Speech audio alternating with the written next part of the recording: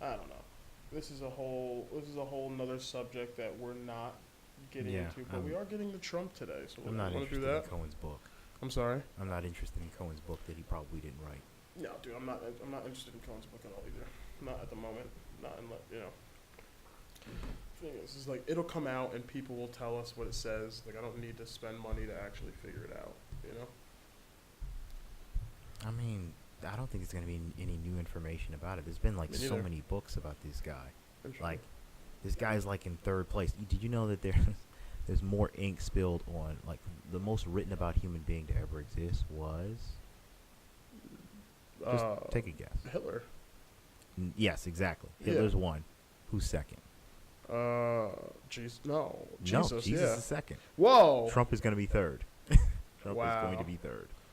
Well, I think that's because most people view him as a bad guy, and that's how. And the thing is, now there is a narrative of people who own media trying to destroy Trump, and that is a big reason why there's so much written about him because they're all shitting on him constantly. The thing is like if they, the thing is like it's Wrong. not. It's not. Oh, okay. Please tell me why that's wrong. It's because the dude's a human Hindenburg. What? Like, Okay. How so?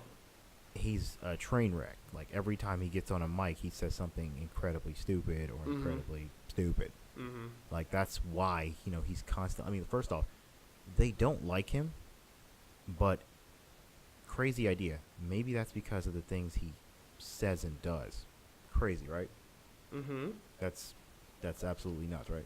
I didn't. Well, I didn't say that they didn't have merit for hating him, but I'm saying the people that want to destroy him, a lot of people own the media, or on the side of the media, and they can influence it. And I'm saying there's a big reason why there's so much negativity about him because people are using the media to be negative about him. Well, he calls them the enemy of the people, which is, like, borderline. It's terrible behavior for a president because, The first off, media.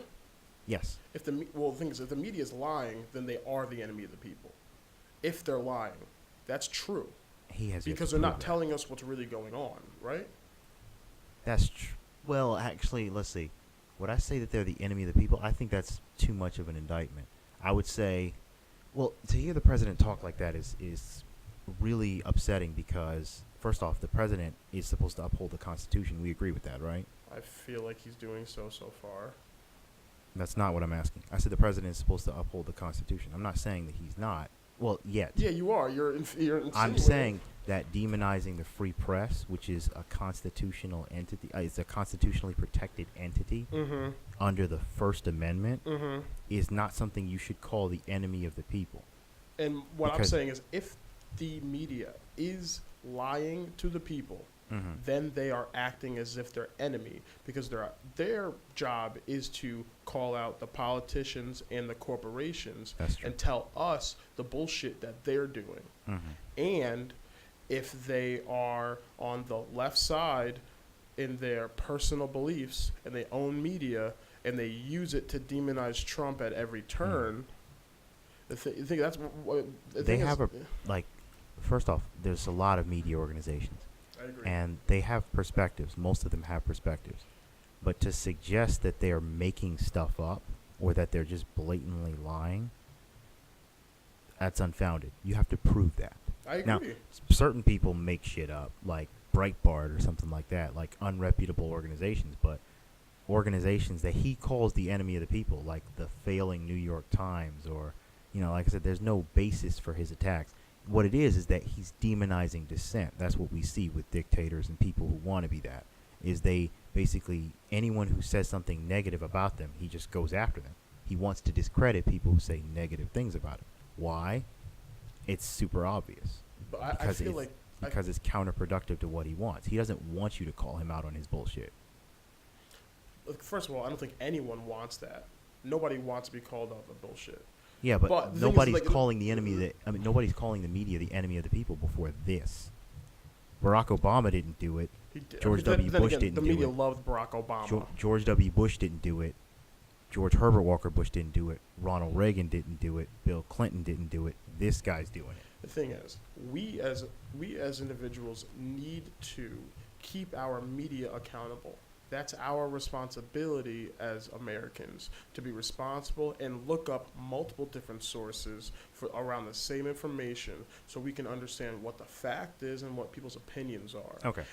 And I don't think we're really doing that. And when you call out Breitbart, I don't read Breitbart, but I know it's a right-wing publication, and I know a lot of left-wing people don't consider it real news organization. And I'm not saying you're left-wing. I'm just saying that's what's said. Now, the thing is, I don't read it, so I don't know. But I think every article needs to be assessed for its fact. The thing is, we're human. We're indelible. There's no way an article is going to be 100% right all the time. You mean fallible, right? Sorry, I said indelible. Yeah, I meant Yeah. fallible. Correct. But the thing is, like, let's say that's our responsibility.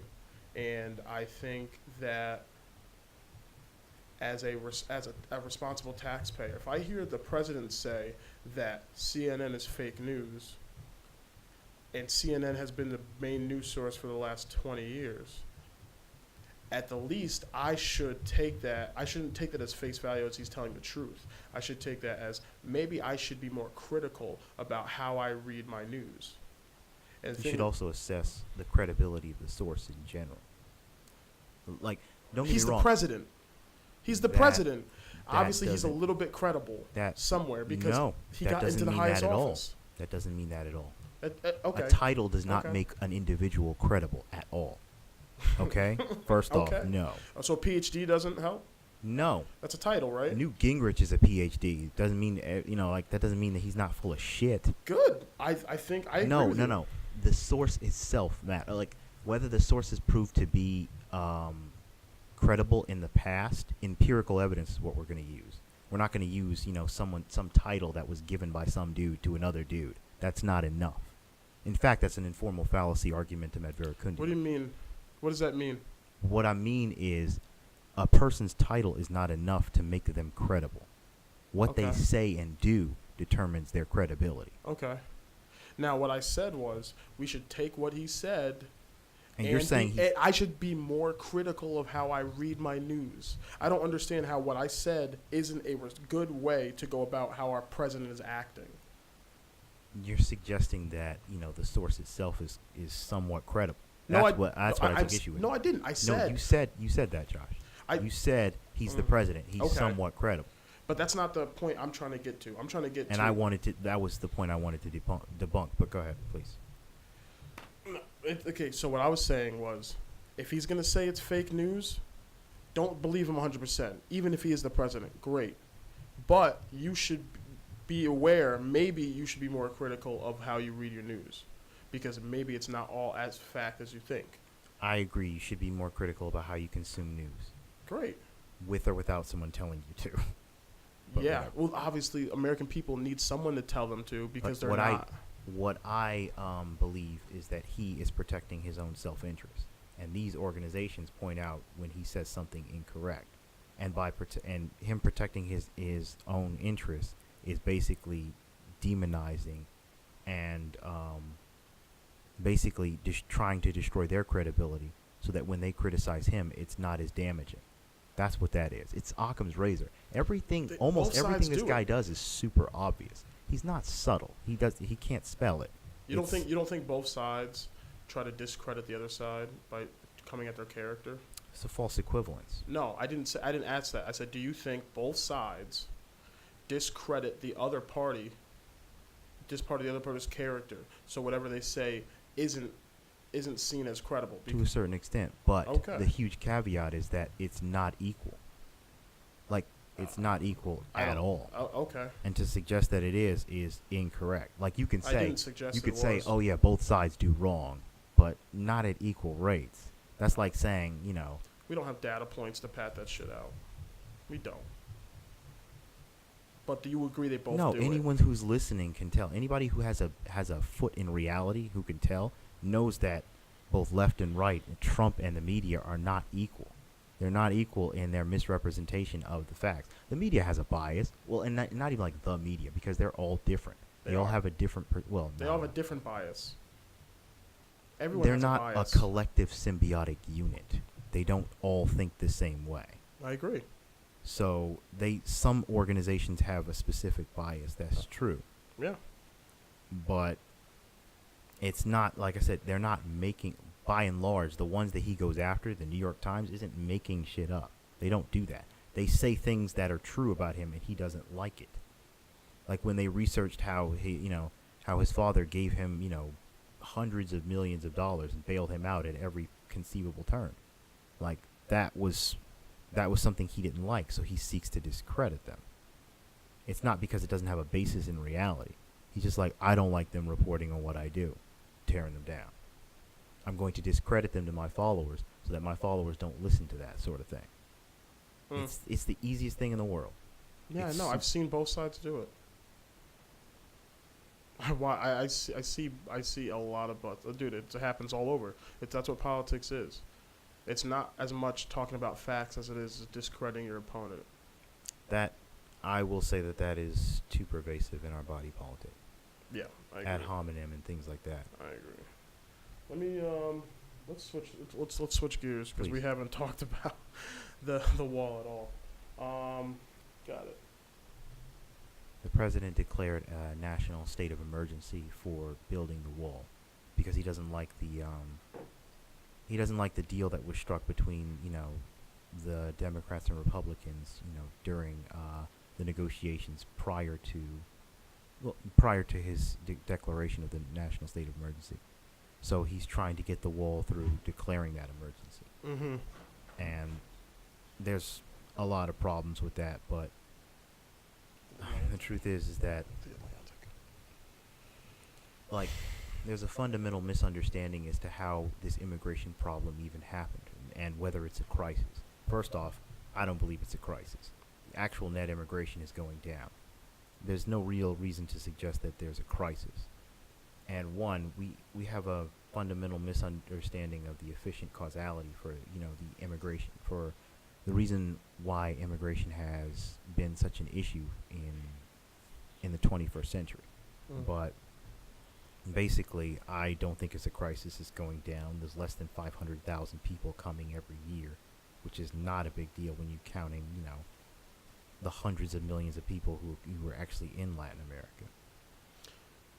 I don't think it's a crisis. I don't know if it's a crisis.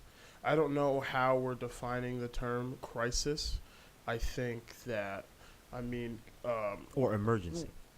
Well, the thing, emergency. The thing is, emergency? it's like emergency, crisis, whatever term you want to use. I don't know how they determine. Let me get myself out. I don't know how they determine what the crisis is. I know where I live, I don't deal with this type of immigration. I don't see 500,000 Mexicans coming into my town every year. That being said, the people of Texas really need to talk. People down there really need to say if it's a crisis or not. I don't know if I assume the president gets updated about what's going on, but the people who live there are the ones that should be calling it a crisis. And, why? I think data should determine whether it's a crisis or not, because those people's opinions are subjective and anecdotal. They don't really mean much. To be honest with you, data is what should determine whether something is a crisis or not. For example, if a person encounters 500 people who've been infected with Ebola, that's a lot of people, right? But if that's the only 500 people, if infected with Ebola in the entire world, is it a crisis? It could be because Ebola is highly contagious, which is more data. But in any case, like I said, a person's experiences are anecdotal, but data is not. It gives us an entire picture holistically of what is and what is not. And I don't think we have data. We have data on immigration. We have data on immigration. We have data on immigration. Yes. But what determines is too much. 0 people are supposed to be coming. 500,000 are. That's not realistic. Of course it's not realistic. Throughout the history of mankind, there's never been 0 people crossing a border. That's not a thing. So what's a crisis? So you can't say it's supposed to be something that it never is. That's not, come on, man. That's not realistic. Okay, so you're telling me that we can expect a certain number of people every year. Yes. At what number does it become a crisis?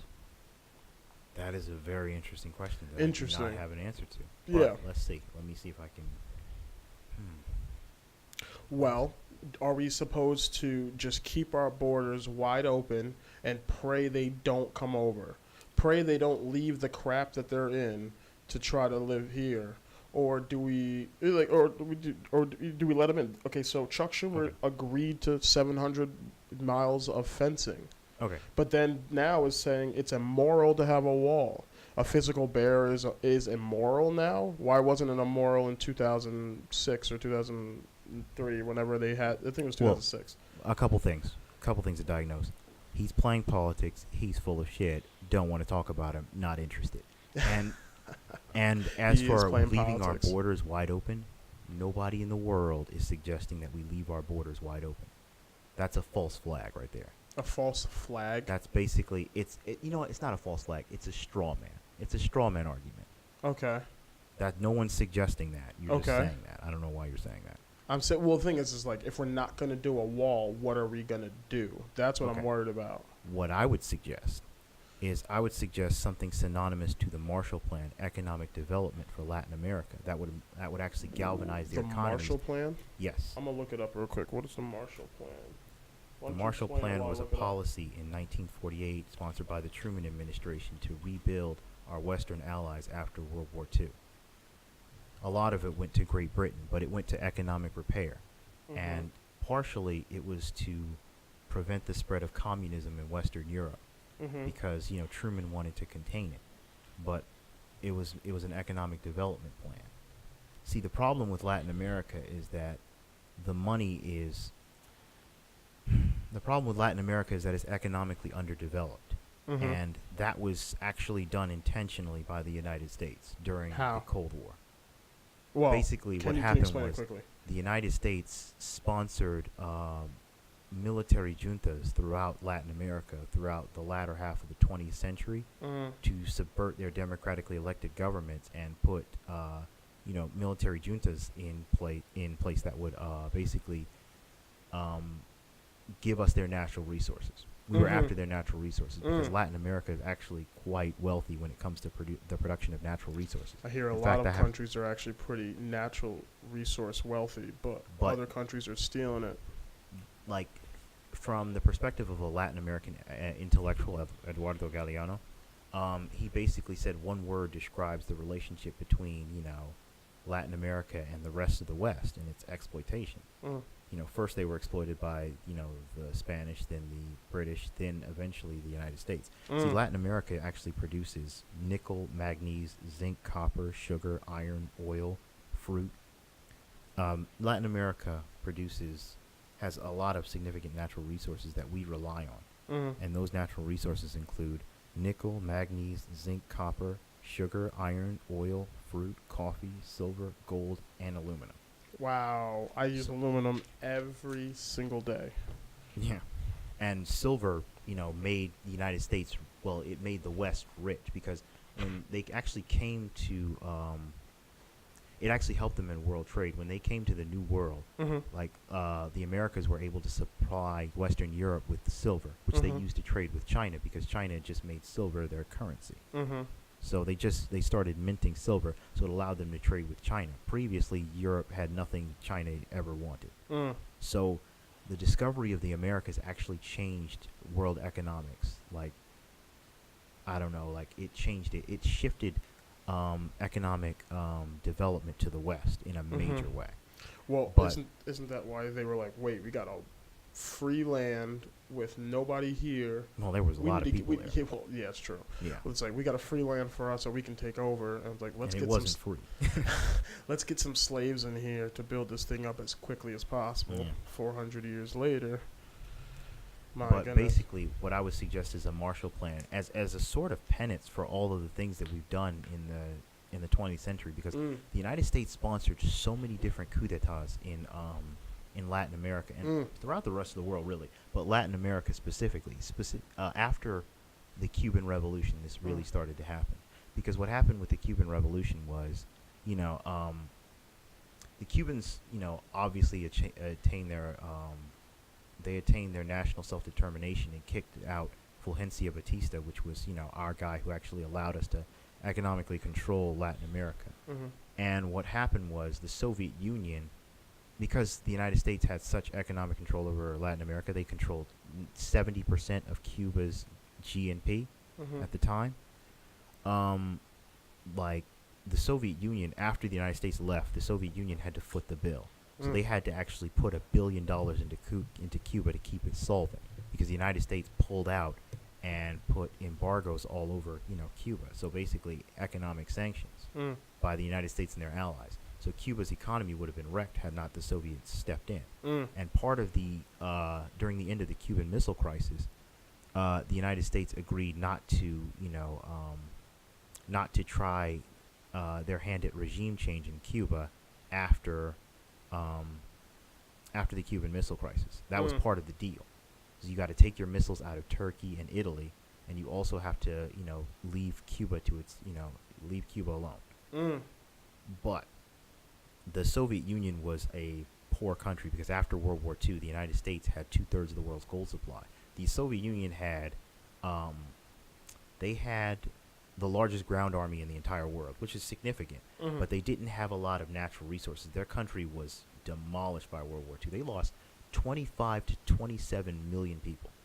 They lost so many people in World War II. It's so interesting because in my history classes, I don't ever remember South America being a part of any of this.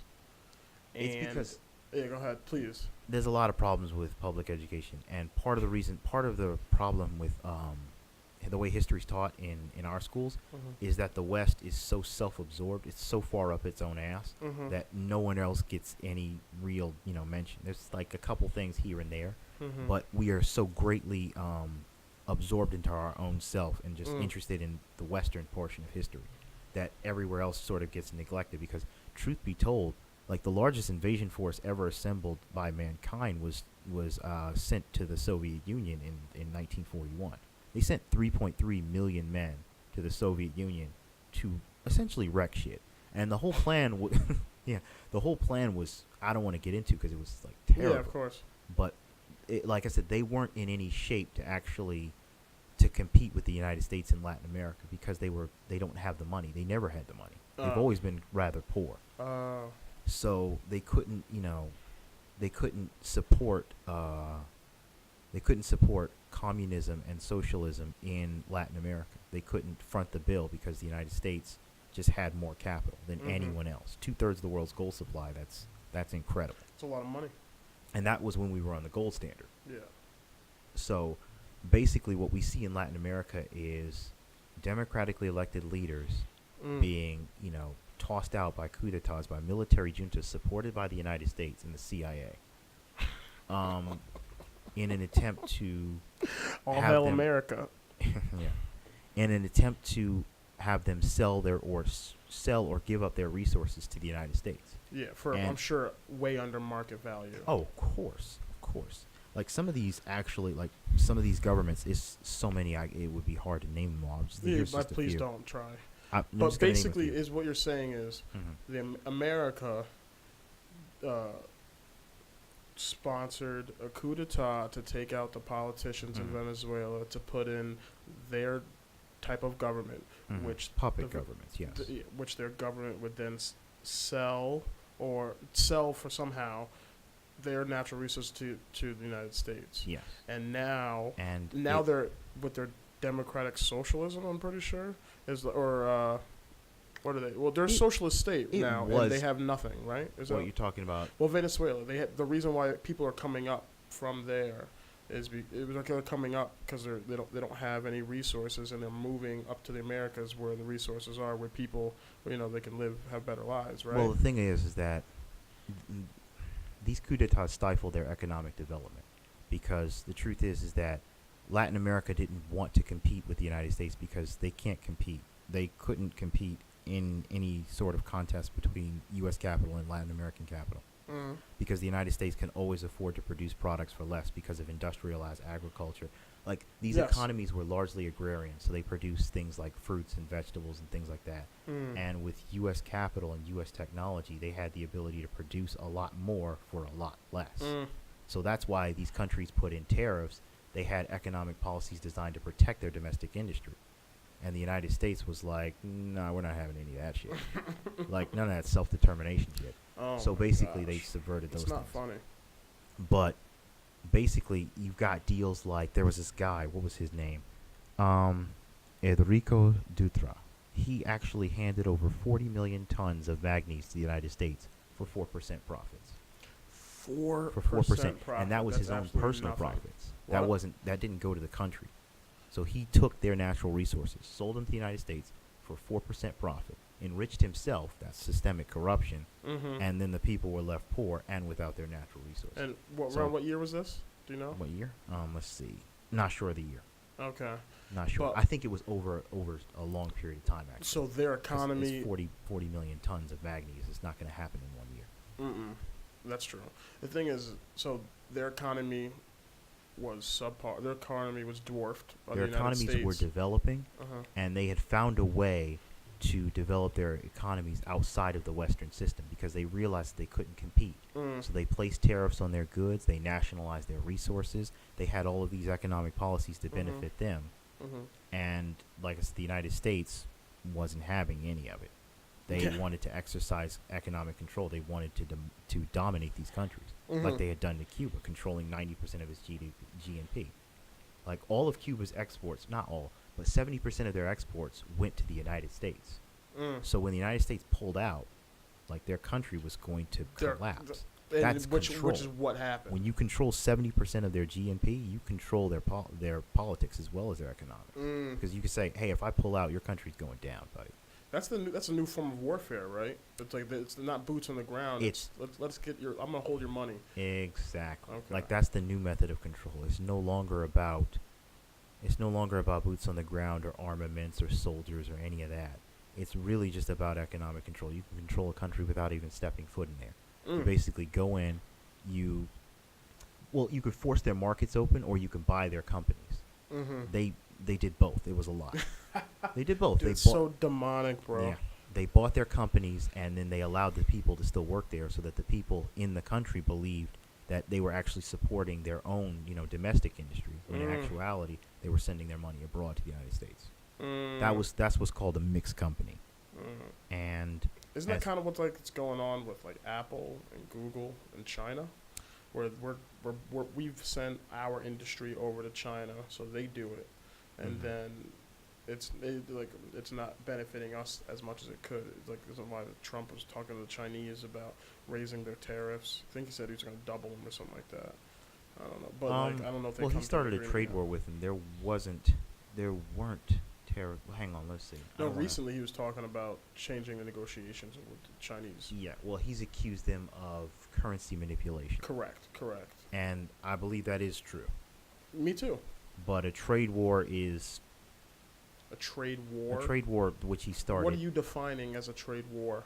A trade war is when you put tariffs on their goods, and then obviously in a sense of reciprocity, they put tariffs on your goods, Uh-huh. and then both Yeah. economies hurt. Yeah.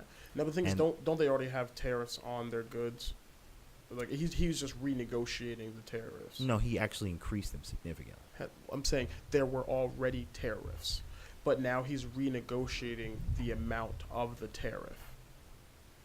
He wants to renegotiate, but he just started by actually increasing the tariffs. Exactly. Yeah. He wasn't saying, let's Yeah. talk. He was like, Mm. you're manipulating currency, da da da da da da, and then he put, increased the Okay. tariffs. Trade wars are not something that we want to indulge in because our economy is so, it's diversified, but it relies so much on, natural resources and labor from other countries as well. Mm. That's the global economy is actually very much intertwined. So when you start something like that, its effects can be like it could be like a domino effect. It can It could start be. something that you don't want to. Yeah. It's a so we need to precarious be- situation Oh, that sorry. you would want somebody carefully navigating as opposed to just tipping over the board. Yeah, but- we need to be careful. But basically, the United States has exploited Latin America for many years, stifling their economic development. Mm-hmm. And that's the reason why a lot of these people leave. That's why the cartels are so strong. Is Mm. because once you destroy domestic industry, then people turn to whatever makes Crime. money. Yeah, whatever And gets food in their mouth. Extra legal ways to finance themselves. Yeah. That's why the cartels are so powerful, because their domestic industry isn't. Like, there's no other way to make money other than to sell drugs. Yeah. So guess what people do? People do what they have to. Yeah. Everywhere. Yeah. And if that means they eat each other, Sheesh. then they'll eat each other. Yeah. I heard stories about during the Second World War. You know, people were part of the Nazis' plan was to starve the people of the Eastern Front, to starve the people of the Soviet Union. So a lot of them did starve.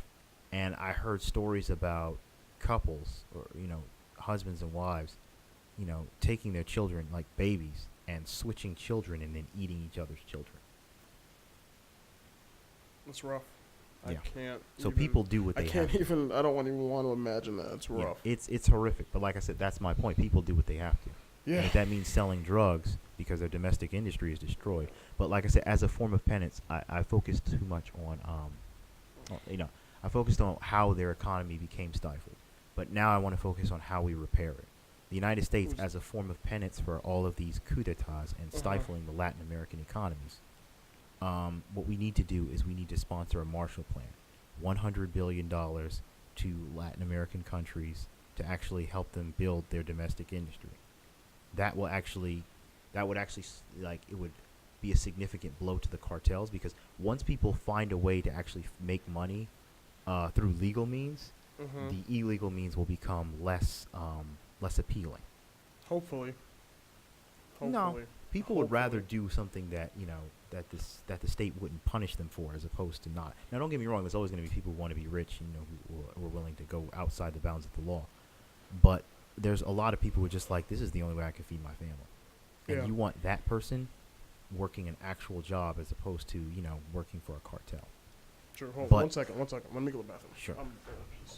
Well, like I said, $100 billion to Latin American countries as a form of penance for us, trying our hands so many times at regime change, which is what we call it in the United States. It's diabolical. It's demonic. It really effect. is. It's like demonic. I said, we paid juntas to betray their own countrymen, and they did it, because you can always find a traitor. You can always find a traitor in any given country, but the puppet governments betrayed their people, sold their national resources for a small profit. And now they have no economy, hence why they're at our border. Exactly. That's where the immigration crisis starts. The thing is, that's where my plan comes in. The thing is it sickens me how this man Chuck Schumer. Let me show you this meme. It sickens me how this man and he is just a representation of all these politicians that refuse to be altruistic and actually do good for people. They're playing politics. All they're doing is playing with people's lives. I think this doesn't need to be Trump. I don't think Trump needed to make this an emergency for this, but it's because they're playing politics that he did that. So he's using his power to usurp their political agenda, their political strategy. Don't you think he's playing politics? The thing is, I'm not saying who started it. I'm saying in this wall situation, now that it's at litigation, now that all these different states are suing him for calling a national emergency considering the wall.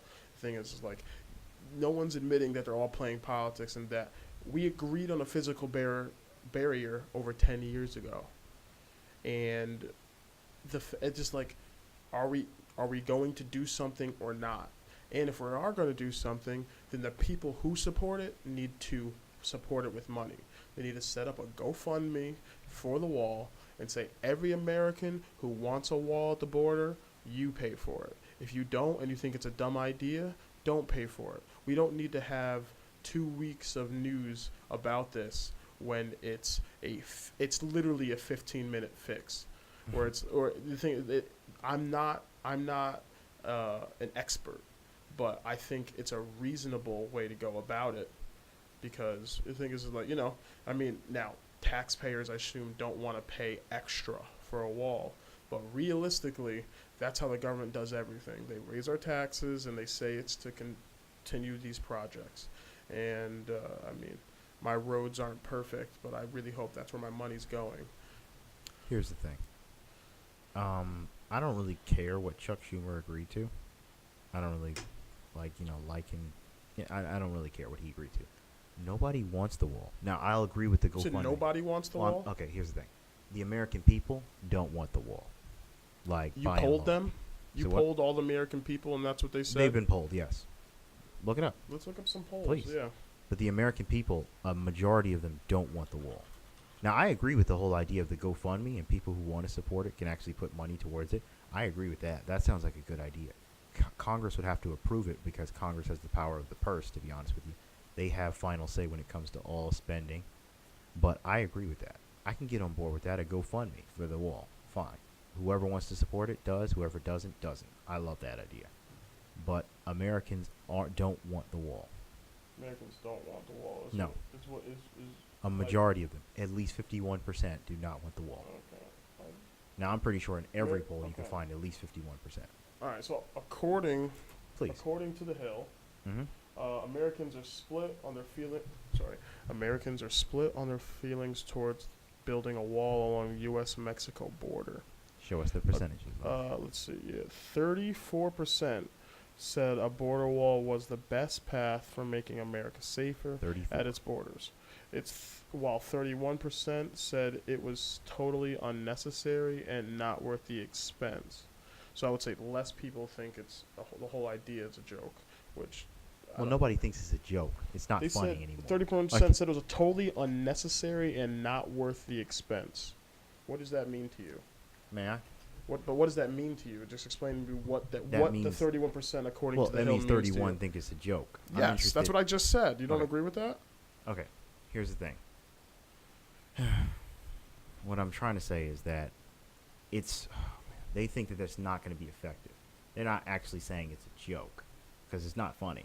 They're thinking it's not going to be effective and it's unnecessary. I think that that's how I interpret Fine, it as well. We agree with that. I think we both interpret But it I'm that. telling you, okay, fine. Let's see. So 35% of respondents said they believe that Americans need border security, but there are better options for securing the border. Exactly. That's most saying no. That's most saying no to the wall, Yeah. but we still need to be safe. Yeah. The thing is, like, we See, do. so most people don't want the wall. According to the Hill, that's what it is. Okay, yeah. we could search another research. No, I'm just saying. We The could thing is, search like, another the thing is, source. you I'm have to comfortable preference because that's what it was, right? According to the Hill, that's what it was. According to the Hill, I'm not most saying it's people not don't. wrong. I'm saying according to the Hill. I know, according to the Hill, but I'm saying other. What does the other Examiner sources. say? We'll see that. I'll grant you, I know about 30 to 35%, maybe even up to 40 might want the wall, but really I'd say 35%.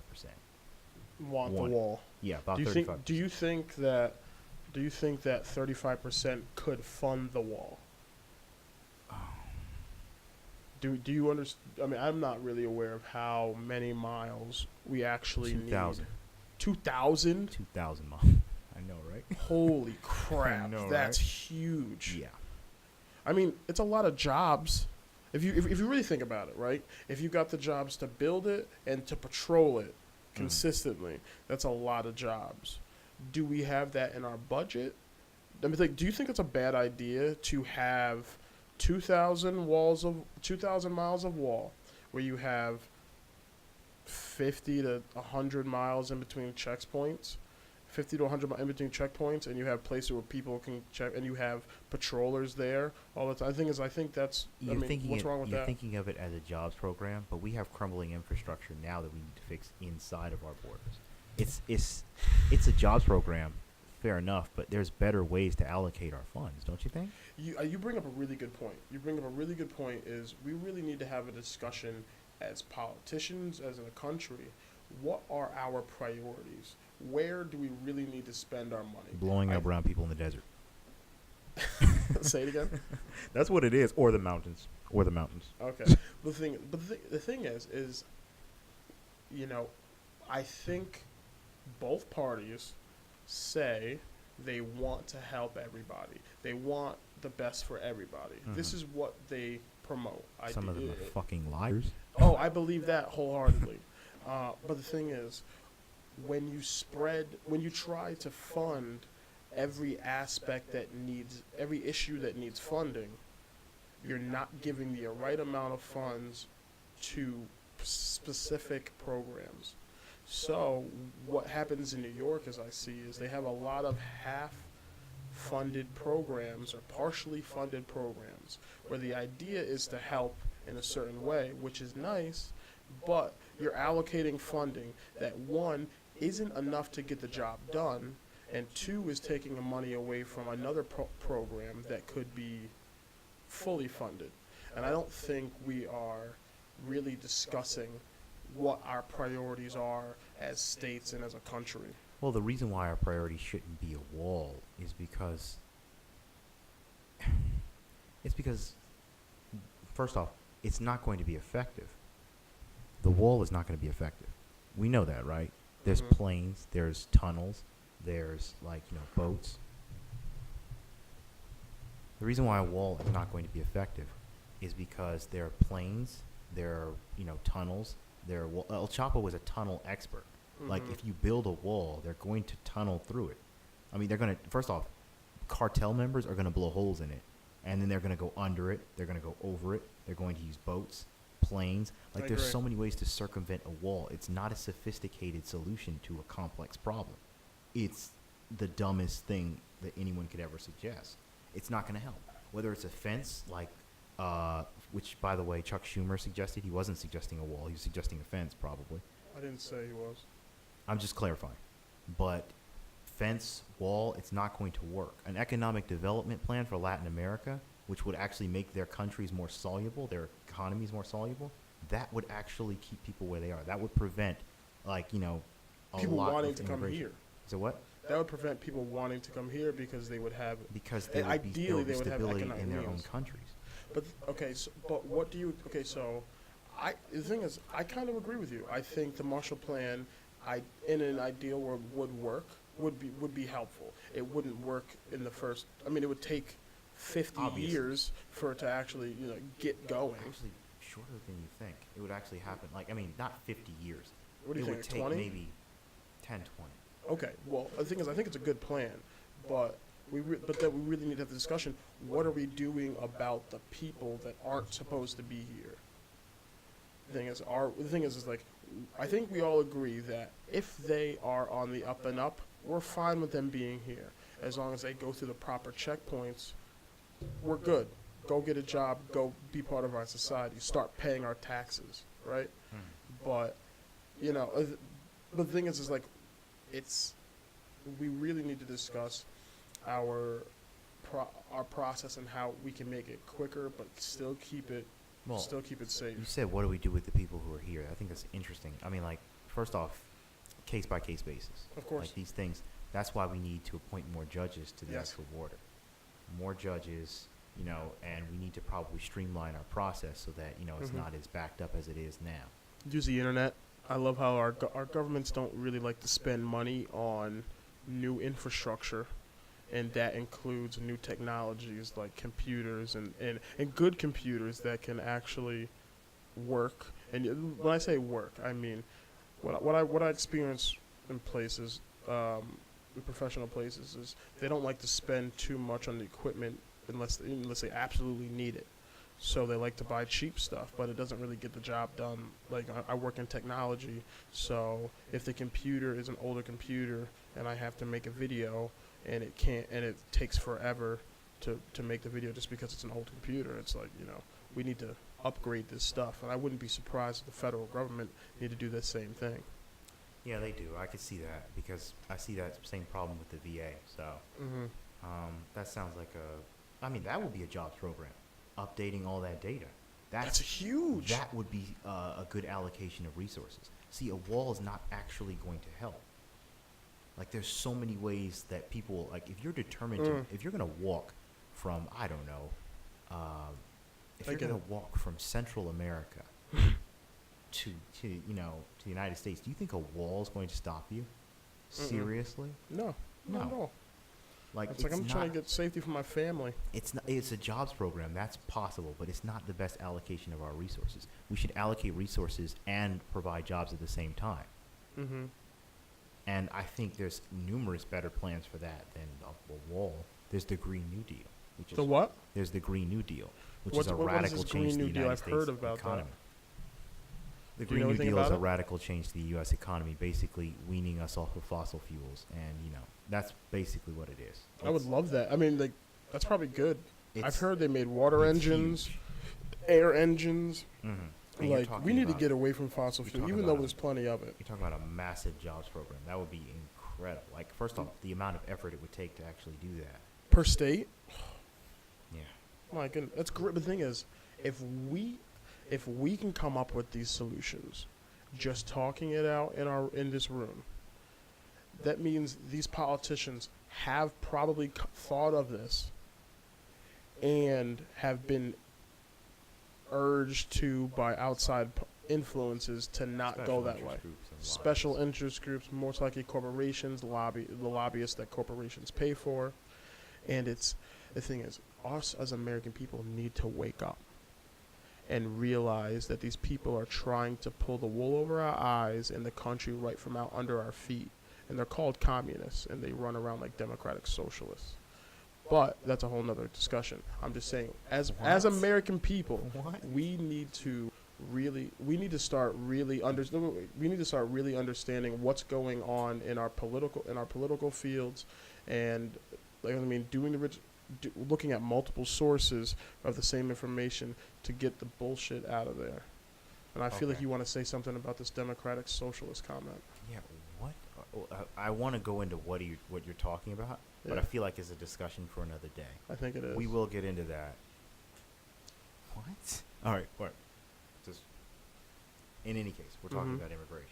I'll stay on point. Yeah, but I mean, the thing is, we need to take it seriously for ourselves. The thing is, like, with this podcast, I've started to actually pay attention to what people are saying about the wall and politics and Trump and all this stuff.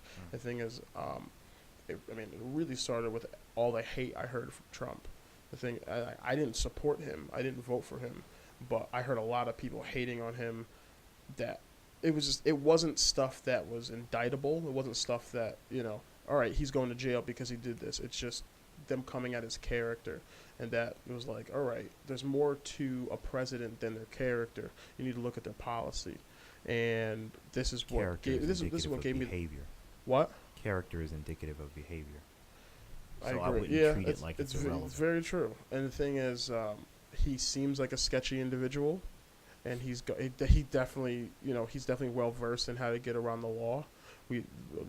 I think that's been made known. So we need to really look at we need to look at what Trump's doing, what Nancy Pelosi's doing. We need to look at all these people and really understand where they're coming from. I think too often we rely on the news and what other people say to guide how we go about life, and it's too late for that. Like, we're grown. Each person needs to take responsibility for themselves to understand. And when politics get brought up, if you don't know what you're talking about, you shouldn't say anything. Or you should say, I don't know, please someone explain it to me. And then you kind of understand what's going on a little bit. I said, good luck with that. Yeah, I know. Like, People, like, you know what it is? There's an insecurity born from nescience. So essentially, because people don't know, there's an insecurity born from that. And insecurity likes to hide itself. It likes to insulate itself from exposure. mm-hmm. So rather than a person saying, I don't know, they'll usually try and create a false equivalence. They'll be like, oh, da-da-da-da is bad, da-da-da-da is bad. Mm-hmm. And then they'll pretend that they're too jaded to, Mm-hmm. to tell two things that are separate apart. Mm-hmm. But people aren't willing to admit what they don't know because they're all very insecure about what they don't know. I mean, but, it's okay, and that's what the dialectic duo is. Like, we're a safe place where it's okay to not know, and it's okay to try to find out information and hold your opinion until you get all that information. Hence why I'm not demonizing Trump until it goes to court and they indict him and put him in jail. Then I'll be like, yeah, I'm glad we got rid of him. But I think you can know a person's guilty before they've been found guilty. And I think that there's people who have been found innocent that are guilty and people who are found guilty that are innocent. So I don't rely on just, like I don't base my opinion solely off of what the courts say. And the courts are flawed themselves because they're more concerned about precedent than accuracy. Mm-hmm. So I don't really, like I said, once again, I have this thing that makes me a really bad American where I like to think for myself and form my own opinions. So I'll see the evidence and I'll determine. I won't rely on anybody else to say guilty or I won't rely on a jury or I won't rely on a judge to determine whether a person's guilty or not. I will determine based on the facts. Definitely, as a black man, I can completely understand that. At the end of the day, we can't trust our justice system. No, we really can't. No, we can't. And it's really scary. It's really scary being a black man in America and not being able to trust that my justice system will find the truth out. And but I think there's also an economic angle to the bias in the justice system. I think that it's partially brought about by economic circumstance. I think that some people are above the law because they're in a socioeconomic tier that's apart from everybody else. I think that some people just aren't subjected to the rule of law. Oh, I agree. Yeah, I think there's two justice. I think if you're rich and powerful, it's a different rule of law for you than Very it is much for other people. And it's like we need to there's a lot of things we need to talk about because all this stuff needs to be rectified. But I mean, look at that asshole Kavanaugh who committed perjury and is now a Supreme Court justice. Like, that's what I mean by above the law. Committed perjury. You think if I committed perjury, I would be a Supreme Court justice? No, you'd be in jail because you're black. Exactly. You're black and you're not. You don't have power and money. That's why. Yeah. The thing is, oh God, there's so much stuff going on. There's so much stuff on. But I think that was good. I think it was a really good discussion on the wall. One last thing I want to say about the Marshall Plan, please, is there's a lot of systemic corruption, in Latin American countries because we sponsored it, and I would like to say that we would need to monitor how the money is being spent, and that's another big deal. Is that you need inspectors to determine how the money's being spent and make sure that it's not going into somebody's pocket and it's going into economic development. Because if you actually just send money there and just hope that it's spent the right way, the people who we pay to be corrupt will be corrupt. Yeah. So, that being said, surprise inspections all the time, making sure the money's being spent the right way, $100 billion to Latin America. And if you think that's a lot, you should check out our military budget. It's insane right now. It's more than most countries' GDP, significantly more. So, like I said, the economic benefits would actually come to us because the people who we've helped develop their economies would want deals with the United States government. And not just the United States government, but the United States corporations as well. Okay. So there's a lot to benefit us as well. But that's how you curb the immigration issue. You make the countries from which the countries that these people come from salubrious and bountiful, and they won't want to come here. That's a real long-term solution to the immigration crisis. True. And that's what I want to say. Nice. That's really good. I think if I could vote for the Marshall Plan, I would, if that was part of the conversation. I also think, people who want to support the wall yourself. Absolutely. I agree with that. I think we need to work. I think more programs need to be community funded instead of just add more to our taxes. But let me unless you have something else to say, I was gonna wrap up and do the outro. I just want to say I agree with that point wholeheartedly. People who support the wall. People who don't. And I think that's an excellent compromise. Awesome, dude. I appreciate it. Well, that's it for me, Joshua Michael, and Jared Knight at the Dialectic Duo. And we really appreciate you guys taking a second to listen to us rant and talk about the wall from our perspective. Do us a favor, please like, share, and subscribe, and stay real. We love you.